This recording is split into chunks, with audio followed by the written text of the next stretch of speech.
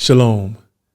I've been meaning to take a moment to share some encouragement with those of you who reached out to me, who've read Battle Cry, but are having a hard time staying free from emotional incarceration due to feeling, I guess, your efforts being devalued by those that are important to you, like your wife or the women in your life, or even your children. Let me be very clear. The journey you're taking, the journey out of emotional incarceration into comprehensive manhood, you're taking that for yourself. If you do it for anyone else, as soon as they impassively dismiss a moment when you're being transparent or you feel they're disrespecting, I guess, your emotions, you're going to go right back into that jail cell. It's important that you do it for you. Now, will others benefit? Of course. My wife and my children, my friends, those that I serve, they all benefited from me becoming a comprehensive man.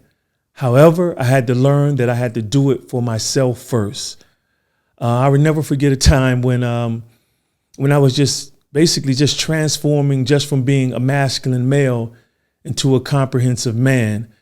And my wife had said something to me in the car to the effect of, "You're the most emotional man I ever met."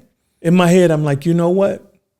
I'm going to go back to being the husband she had that struggled with unresolved anger, could never verbally process how he was feeling, still suffered majorly from the father wound, etc.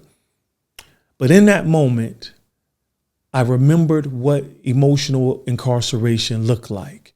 It reminds me of the scene in The Matrix where Neo had decided to go see Morpheus. And during the car ride there, I guess Morpheus' crew discovered that he had like a spy that had been put into him by the agents, like a bug that was in his stomach. And he went to get out the car.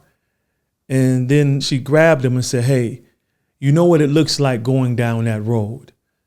And Neo looked down the road and looked back and decided to stay in the car. That's where you are now. You know what it looks like being emotionally incarcerated. You know what it feels like to only be valued for what you do instead of who you are. So be just like Neo.